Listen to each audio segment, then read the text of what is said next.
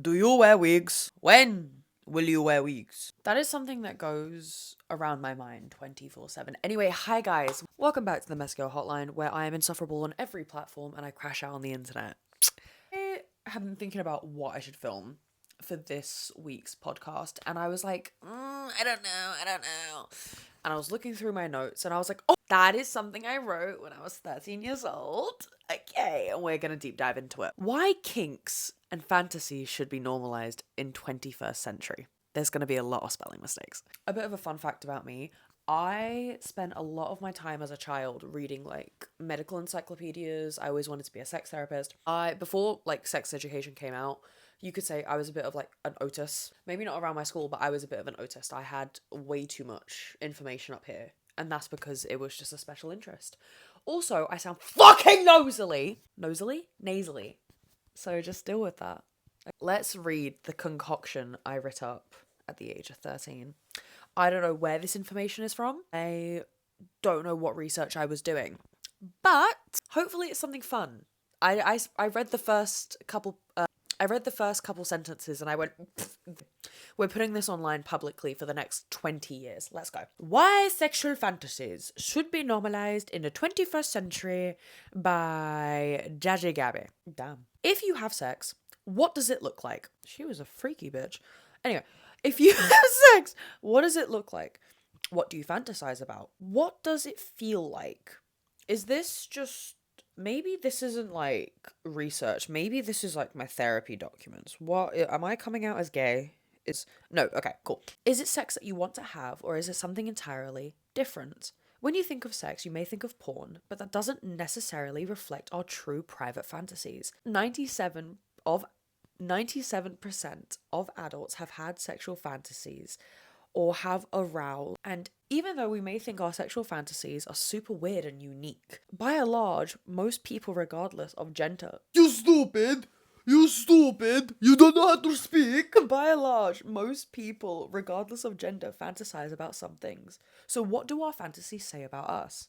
Most of our fantasies fall into 3 genres: groups, sex with multiple people, novelties, sex in places or ways that we've never done it before, or fantasies about power and control. Threesomes is a way that people can feel validated and wanted.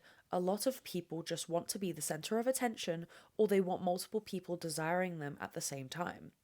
There is actually a big emotional component to group sex, but surprisingly, this fantasy is actually more popular with people in their 40s, 50s, and 60s. Damn! Grandpa's getting it down. Do I just like embarrassing myself? Do I like physically embarrassing myself on the internet? Yes. Ooh, humiliation kink. Ugh. Shut the fuck up, Gabijo. Anyway, novelty. There is some risk of discovery. 2 in 3 men and women have fantasized about sex with toys. 2 of the most common being blindfolds and handcuffs. You can tell I wrote this long ago. Because if you ask anyone now, it's like, I want pegged and butt plug. I want butt plug. Red wife. Yellow wife. Regret. Power and control. More than a quarter of people have rated this their second favorite kind of fantasy. One way to explore power play during sex is through BDSM. BDSM being bondage, discipline, sadomasochism. The erotic pleasure that people take in giving pain, dominance, and punishment, but also enduring pain, submission, and punishment. It is all in the realm of playtime.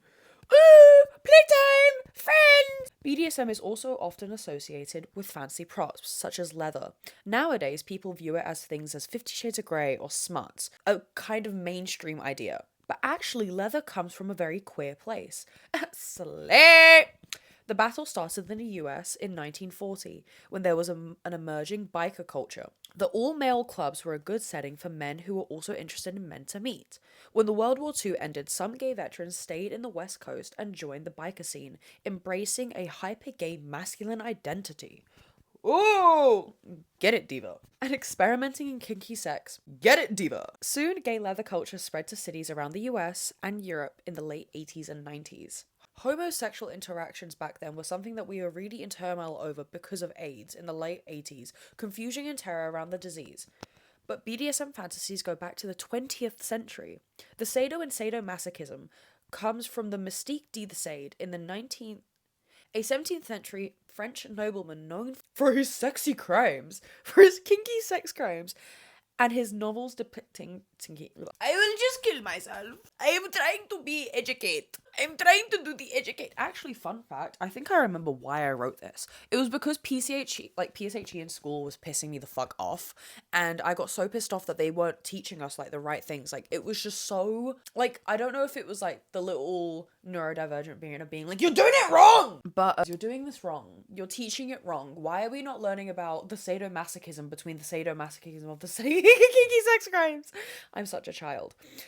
I read it and then I made a whole like Instagram like reels video about like, this is how to finger a girl because you're doing it wrong and you're like literally not doing the right things. And then so many people came up to me the next day being like, I did it with my girlfriend and you were so right. And I said, duh! The masochism inside sadomasochism comes from Leopold von Sacher, an Austrian nobleman born 100 years later, whose books Venus Impels told the semi-autobiographical story of a man who convinced a woman to make him a slave. Slay! Run my check. Over 79% in Leigh Miller's study have fantasized about bondage as in restraining someone or being restrained. More than half about discipline in giving or following acts, and almost 2 in 3 in about inflicting or receiving, mostly by spanking. This fantasy goes way back to one of the first modern rape fantasy novels, The Sheik, published in England in 1919. It was such a sensation, it also got Hollywood treatment. A white woman gets kidnapped by a sexy and violent Arab prince. He raped her. And then she falls in love and they live happily ever after.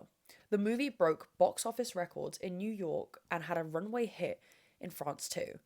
And in 1987, a survey of historian American romance novels, which were written and read mostly by women, found that more than half of the novels involved rape of the female character. Perhaps freeing the heroine from the moral slur of consent is just as heroic. I was funny. Do you know I'm funny? Do you think I'm funny? Would you love me if I was a worm? Often fantasies may come from very different varieties in different places, a memory of something, a book that you read.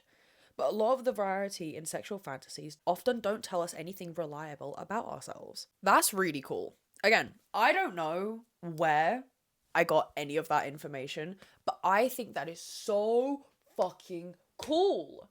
Especially like, your guy, I'm not an ally. I just told you about gay kinky sex. You have to love me now. You have to love me. I've always been very passionate about sex, but then also, whilst being like the ugly fat friend whilst growing up, no one really wanted to have sexy time with me. No one wanted to honk honk. You know, no one wanted to touch the boobies. But I was like, girl, you just have to like start reading smart. I honestly... Gonna out myself. So, as we know, we all had like a Draco talk. We all were on Wattpad in 2020. But me at 12, unhinged on the internet, on Tumblr, being like, yes, this is mine. Then reading, I was never like a directioner. I was never like, ooh, Louis with Harry. Or is it like Liam with Harry? I don't remember.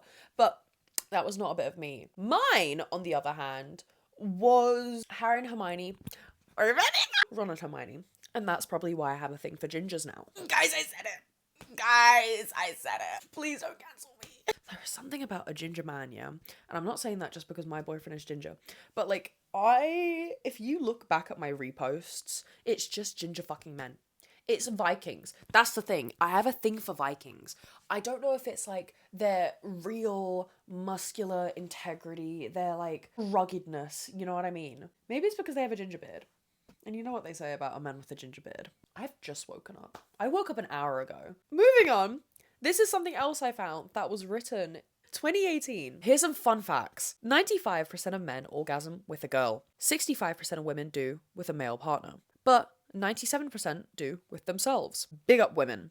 18% of them orgasm during vaginal penetration, but 82% is foreplay. Scientists have figured out that vaginal penetration cannot get you to a full orgasm. The real way is through the clitoris. And if you didn't know, the clitoris involves your entire vagina. The clit is a lot bigger than you think. Fun fact, it actually retracts a bit when a woman is turned on to allow full access of the clit. My clit retracts! It retracts! It's like the shape of water. And the girl's like, so where's the penis? And he just goes, whoop! I was watching that film way too young. But then again, I was obsessed with 50 Shades of Grey as a comfort film at the age of like 12. Does that say a lot about me? Maybe. The G-spot. In societal norms, have sex, most of the time the male doesn't come until failure. But if a female doesn't come, it's her fault. And most of the time they argue, oh, we couldn't find the G-spot. Well, studies and cases have shown that the G-spot is not a thing. And the A spot isn't, the Q spot isn't, or whatever spot. See, the reason we think there is one is through such things as TV and movies and porn. Learning what should happen during sex is what sociologists call social sexual script. In Western culture, social sexual script contains 3 pumps and the woman is in ecstasy. And that reason is a lack of communication. Scientists have shown that lesbian sex is the highest watched porn on Pornhub. I can't lie to you, this entire time I've just been thinking of Renee Rapp. I've been thinking of you know that? Sorry. You know, you know, maybe I am gay. You know, like she just, maybe I am gay. I do love Will. Okay, maybe I'm just a mask lesbian. Anyway, no, it's like she just posted I woke up this morning and then she posted a TikTok of her lip syncing and it was just her in like a big shirt and like you could like right at the end you could see like a tiny little peek of like her little bum cheeks. Is this how men react to like our thirst traps? Because if it's not, why am I with you? I want a man to be like, I'll die for you. Like I want him to be like those Greek men when I go on holiday and they're like, baby girl, I will bet anything for you. Anything you want. Scientists have shown that lesbian sex is the highest watched porn on Pornhub, the world's biggest porn site. Not anymore. It shows that lesbian sex has more chances of ecstasy than heterosexual couples. Women communicate with each other, and it's normal to have more turn-on-turn action. Like even gay people, damn, I did write this a long time ago. The gay people grow up with less scripts on how to have comfortable sex. I think many heterosexual couples have already had the achievement of being like, let's just see what works, and if it works for us, let's just go from there. But same-sex couples have to start from the absolute beginning. They have to reject what is normal because what is normal, according to society, is porn-based sex. And last but not least, the other thing that has increased a woman's frequency during orgasm is regardless to age, race, and sexual orientation, is masturbation. The obstacle that a lot of women have faced is not being encouraged enough to explore or read what makes them feel good during a sexual interaction. I think that is truly not spoken about enough. And I know, like, I wrote this a long time ago, and of course on, like, my feed at least, I kind of see a lot of progression on what's normal, what's not normal. There's this girl on TikTok that I love and she gives like kinky history. She's so fucking cool. And she'll like talk about all the kinky chairs and why men have to wear like cups and everything like that. And if I find her, I'll put her name up on screen. I know my For You page is very progressive within the patriarchy, sexual values, and how I know right now we kind of look at sex or sex work at least. Like I've been very pro-sex my entire life. Sex work is great. And I genuinely spoke about it and I got a lot of backlash about it. I think sex work is great. There is a lot of things that sex work has not only allowed for 100 years of research to be done medically, but also sex work has helped mentally and physically and emotionally in society. There are people that can only cope with certain things. Like I've had stories of there's people that could only cope with certain things, and I don't mean like cheating or gambling or like addictions. Like I mean people have been abused in their childhoods, and then the only way that they can feel not fulfilled but at least some form of peace that isn't therapy is going to see sex workers or certain sex workers that either implement the same activities that were done in their childhood, but also building this kind of new idea of sex for them in a safe way that isn't just putting all your eggs in one basket with one partner. You understand? It's kind of like a physiotherapist for someone that's had a car crash, but in thoughts and pleasure and confidence. But then also on, as I said, medically, we wouldn't have half of the research of half the ideas of what we have about midwifery or safe sex or sexual diseases or studies. I know I'm using the word a lot. I'm sorry about guys. I will have like a trigger warning. I'll put it at the start. But even like identification rape kits have only just been created. And another fun fact, women Like, they're saying, like, women are divorcing men, like, so much more now. Not even 100 years ago. In 2014 is when women were physically allowed to divorce a partner on no domestic abuse, like, civil ground, basically. So you're telling me that, like, my husband's an imbecile and I want to divorce him, but I can't do it until 2014, and now they're trying to remove that from us again? Women, maybe do better. And of course, this isn't a male rant. Like, this isn't I fucking love men. But maybe do better, you know? And of course, here's another thing. Because I was getting so pissed off, and this is something I find so fucking cool. But here's a brief history on patriarchy, right? On the patriarchy.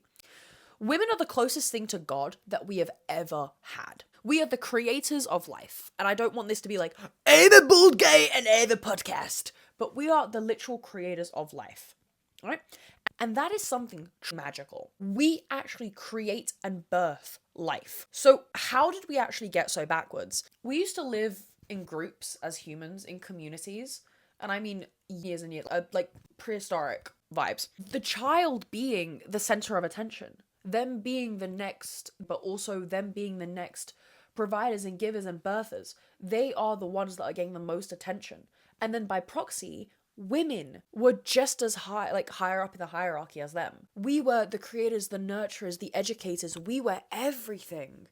In their innocence, being protected by everything and anything, these women were also by proxy kind of like goddesses. And then men being last. I'm not saying peasants, I'm not saying at the bottom, just last by proxy. And in a way, could you imagine a world like that? They couldn't. So they had to flip the script around. They had to flip the script around, and this is when religion comes into it. They had to flip the script, saying that the almighty leader of everything is a man. By proxy, his son being the leader of everything else, being the almighty educator, enforcer of laws, and then after that, his mother being nothing. But the thing is, like, if you truly look back at it, how many religions in Aztec culture, South Asian culture, African culture, religion especially, women are praised, and women are still praised by being the givers and birthers of life. But not even if women do not choose to go forth with having these children, they are so praised about being the nurturers, the educators, the protectors, the strong-willed women that they are. Look at Sweden.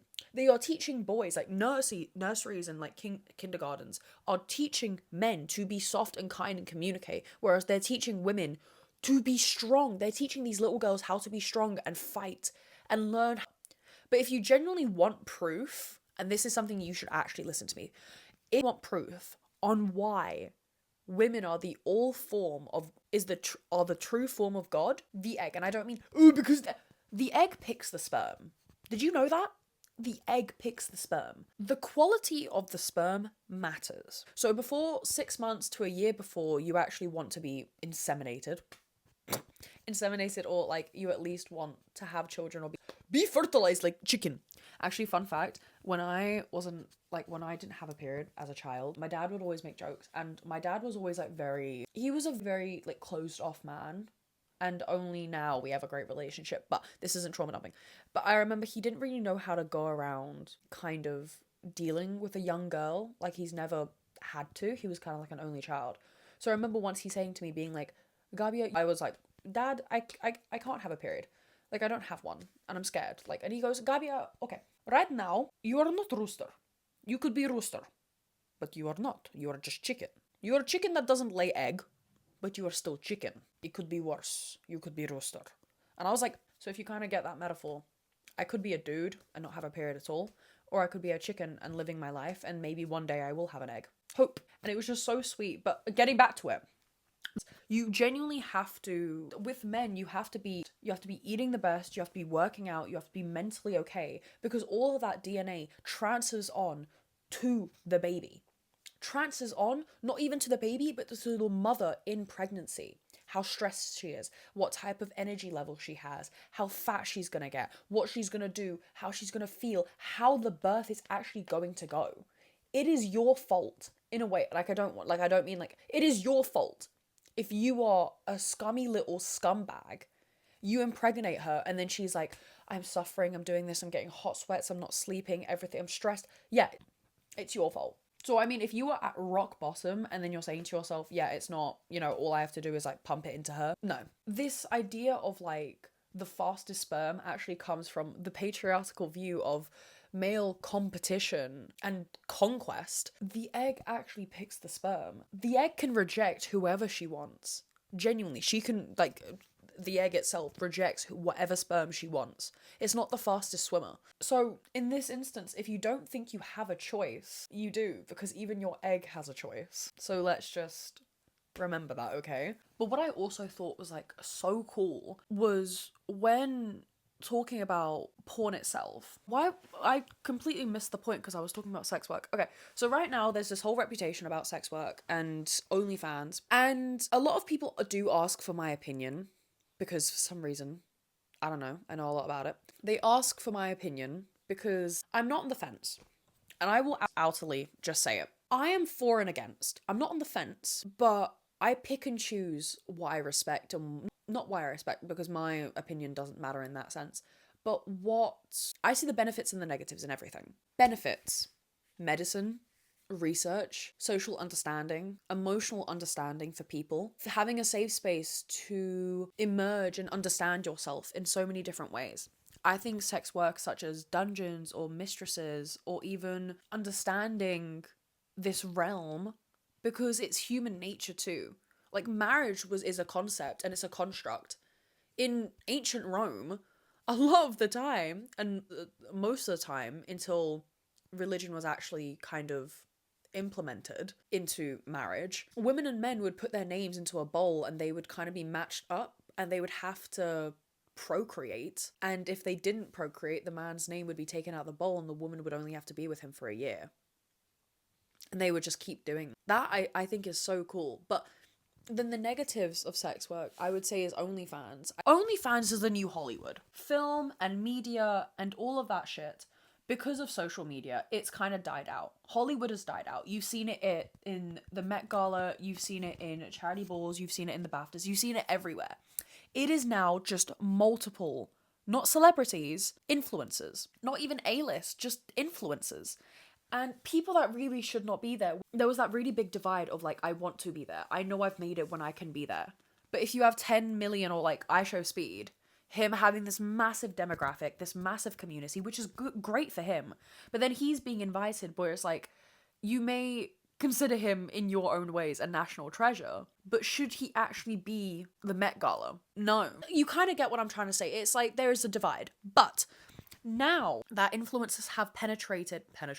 Haha, funny. Now that influencers have kind of penetrated Hollywood, the next big, I want to be a star, I guess, is OnlyFans. You know, in like the 80s and the 90s, you had to get on like a talk show, or you had to kind of get on TV to be like kind of like a star, like American Idol. Whereas no one gives a fuck now, because if you want to find some talent, you go on TikTok and you can see a girl, like literally, there's this one girl that sings with a violin, and she has like really like baritone. I think that's what it's called.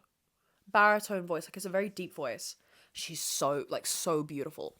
Like, if you want to just find talent, you can't. Look, the next form of entertainment, in a way, even if you are not buying the content, is seeing day to day what these OnlyFans girls do.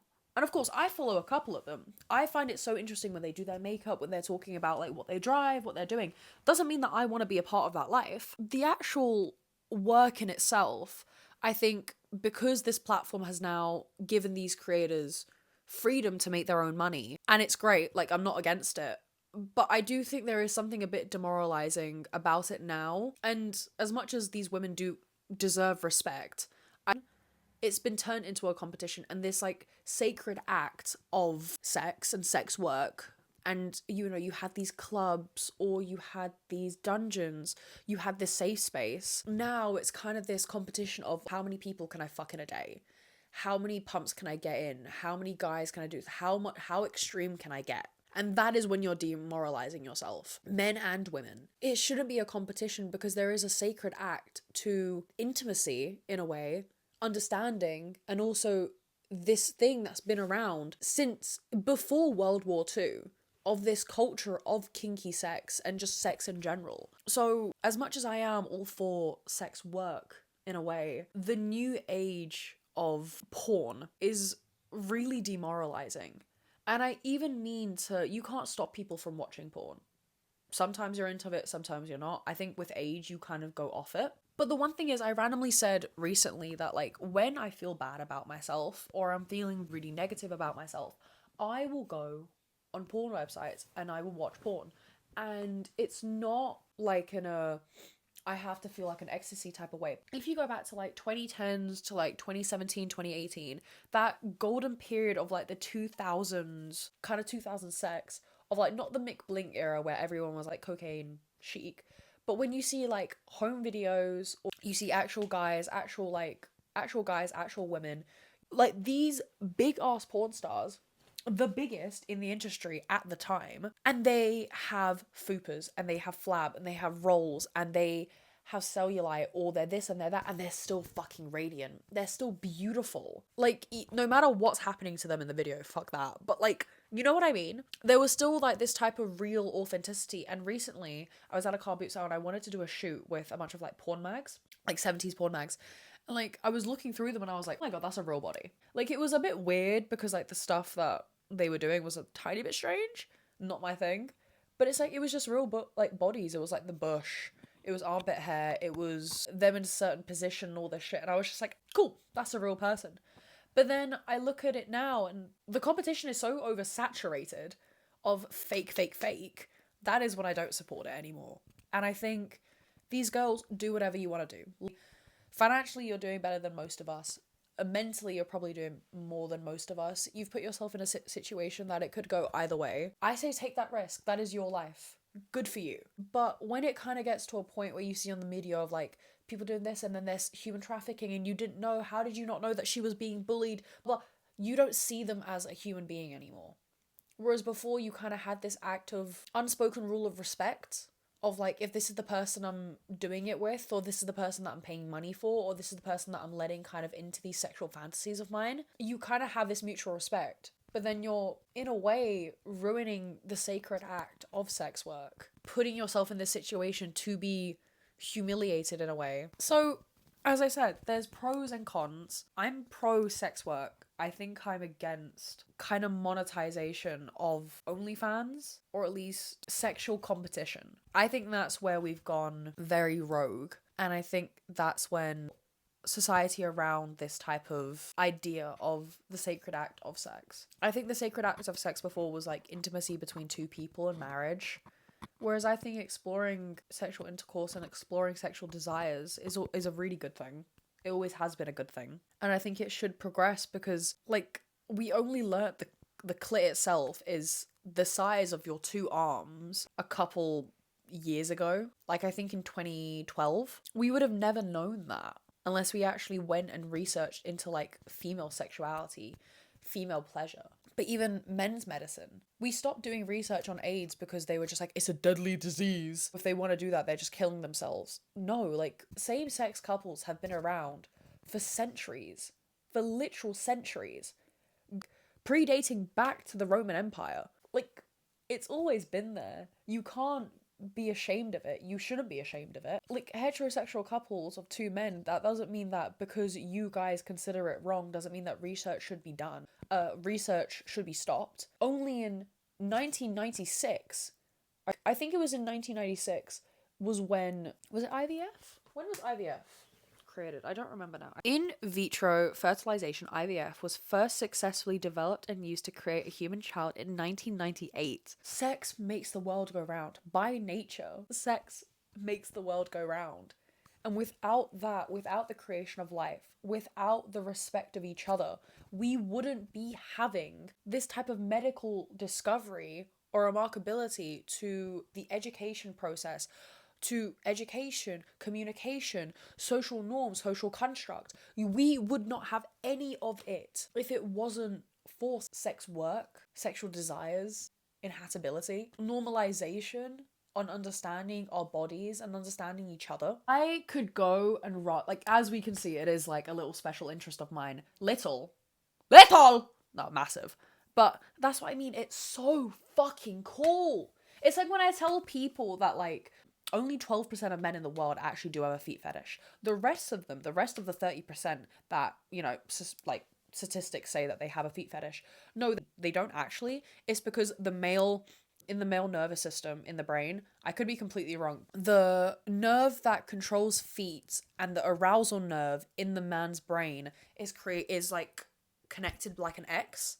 So if one lights up, the other lights up, kind of. So if you may think that you're attracted to feet, but you're actually not. But there's also nothing wrong with sucking a toe. I'm not into it, but there's nothing wrong with sucking a toe. Actually, I said I was going to get off the topic about sex, but something that's really cool that I think you guys should all read. I have been reading Gillian Anderson's book, Want. She's the mum from Sex Education. And the book is basically like 1,000 women, their sex type, how much they make in their savings, I think, all this stuff. And it's just anonymous written fantasies of all these women about what they desire and what they want and what's normal. And I think it's on Spotify as well, like the audiobook. And it's so fun because at first you like get a bit giddy because you're like, oh, I think about that too. But I think it's such a fun way to discover what you're into instead of reading smut or watching porn. Because the thing is, scientifically, the statistics are like scientifically, I think that's scientifically, when you're aroused, your disgust levels are very low anyway. So half of the stuff, as I said, that you are watching or you are aroused by or you finish to, it doesn't say anything about you. That doesn't mean that this is stuff that you actually want to try out, or this is stuff that you want to actually happen. You could be watching something a bit strange to you, being like spanking or biting, but when it actually comes to it, do you actually want your partner to lay a hand on you? No. Just because you're aroused by it, because you're watching it, doesn't mean that you actually physically want it to happen. And then you kind of get confused, especially when you're young, because you're like, oh, I think I should like this. No. Especially when Billie Eilish was the one that said it herself. She was like, I used to watch very heavy BDSM. So when I was first starting out having sexual intercourse and sexual experiences, this is what I thought was normal. And it wasn't. There were so many times that I didn't say no to certain things. I didn't kind of communicate with my partner because this is what I thought the norm was. And I think this is what I mean. This is how I knew I wrote that when I was really young. Because when the novelty of, like, the kinky toys were handcuffs and blindfolds, whereas now, if I ask anyone that's 18, like, I'm 21, but if I ask anyone that's, like, kind of 18, 17, weird, but, you know, like, kind of having those types of conversations, or I see it online, people are like, yeah, and I want butt plugs, and I want stuff clamped onto me, and I want to be, like, using a horse vibrator. That's the one that you straddle, and it, like, ruins your clit. And I'm just like, that's very extreme. We've been so demonetized in a way. Is it demonetized? I think it's demonetized. In a way that we don't kind of have a barrier anymore. I think they're having to teach kids and young teens in school that choking is not normal. Choking used to be kinky. Choking used to be like, that's something, because that's to do with like, not vorophilia. Vorophilia, characterized by the erotic desire to be consumed or consumed by another person or creature. No, aka being eaten alive, but that's not what I want. Suffocation. Vorophilia is actually to do with breastfeeding. Asphyxia, one of the most dangerous conditions associated to SM and BDSM, characterized by the use of strategies to achieve a level of oxygen deplantation, need to enhance sexual arousal. Boom! It's not normal! You should be trying it out. Cool, everyone tries it out. It's pretty cool. I'm into it. Don't do it! Like, it's not fucking normal. And then you're hearing stories of, like, 15-year-olds being like, I killed someone, now I'm having to teach in school that it's not normal to, like, hit or choke girls out. Girls don't want to be choked out. Some of them do.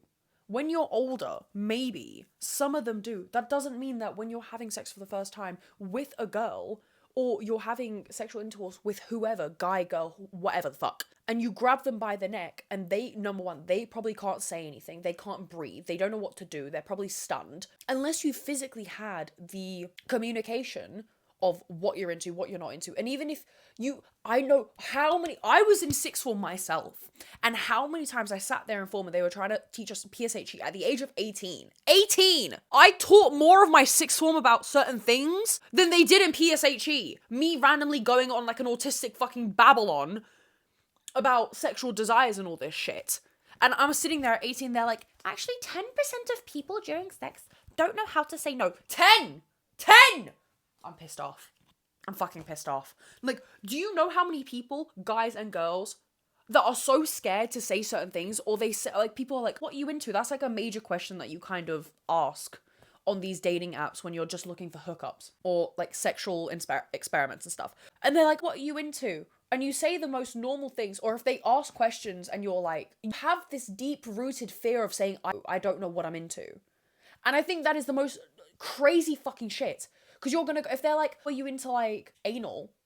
And you're like, no, not, if you say no, you feel like fucking prude, even though you're not into it. And with a boyfriend, an actual like partner, you would say no, don't touch that. But with a person that you're like experimenting with, if you say no, you feel like a prude. I feel embarrassed now. If you say yes, now they're gonna do it. You're gonna be scared. You're gonna be crying in the bathroom. What the fuck is wrong with you? And if you say, I don't know, I've never tried it, they kind of take this, like girls and guys, they kind of take it as a, yeah, we should do it. No! If the person's never tried it, why the fuck are you doing it the first time you meet them? If there's consent and communication and you take it slow and you kind of figure out what you want or what the partner wants, yes, experiment, try out, have that fun. You should not be experimenting with sex with random people you've never met, that have never been tested, have never done things before, that don't know what they're doing. Even, especially people that aren't trained. And it sounds a bit stupid, but people that haven't done it before. This is what I mean about sex work. When you want to try stuff out, you want to go to a professional. This is why back then it was respected, kind of, it was still taboo, but it was still respected in a way. You wanted, if you were gonna go and try something out, you're gonna go to a good place. You're gonna go to a good person that kind of has these levels of respect and training. You're not gonna meet up with a random guy that's like, yeah, I fucking love anal, because he watches anal on fucking Pornhub, but he's never done it before. Then he shoves it in your ass. Now you have a rectum that is bleeding because he's ripped it, because you've used no fucking lube. You're crying and you're lying to yourself, being like, yeah, no, I'm into it. Yeah, I'm into it. Then you're fucking getting concussed because you're hitting your wall on the fucking head. You're hitting the wall on the head. And I just hit the nail on head. I guess my true colors have come out about how I feel about sex. You know, as a kid, I always wanted to own a brothel. I saw an old friend that like we kind of grew up together, and we were like just chilling, and we were with her boyfriend, and she just kind of looks at me and goes, do you know that when Gabby was a kid, when we used to sit at the family table together, and they would ask her like, what do you want to be when you grow up? She would always say she wants to either own a brothel or a strip club. Dude, I did. I always had like this desire to create a space where people could feel sexually free and liberated in a way. And of course I was so closeted, they didn't know. But it was just like, I want to create this space that is so liberated for people, like they did in like the 90s and the 80s, where people could go and they were these gay clubs. Whereas now we have such a wrong idea on, we have such a negative aura. We have this really strong negative stigmatism about gay clubs, that people are getting harassed and spiked, and it's not a safe place anymore because people are bringing in their straight boyfriends that are ragingly homophobic. And I know I'm not the person to talk about it. I know What's Up Zara has done an entire podcast episode on this, and she's great, and she talks about fluidity and the LGBT culture and the gay club scene and just the club scene in general. So if you want to go listen to that, go. I'm going to try and link it. I have my own thoughts. I have my own ideas and desires like every other person has. But as we can see, I'm very passionate about this topic. And I think that's really cool. But yeah, I guess you guys kind of got a deep dive into like my lore, who I am as a person. One of my fun facts. I love how I would always just bring in the Roman Empire. Like, guys, as a man, how often do you think about the Roman Empire? Not at all. I do! Me! Pick me! I do! You want to know about Julius Caesar? I can tell you all about it. I can tell you all about him. Also, this podcast is on YouTube as well now. So if you want to watch the video, because I don't know, on my phone it doesn't let me watch the video aspect, because I record it as a YouTube video and then I post it. So now that I've spent around an hour contemplating my life decisions and letting you guys into a bit of my lore and freaking out and crashing out on the internet again, I'm gonna have to say goodbye until next week. I hope you enjoyed. Love yous. Have a nice week.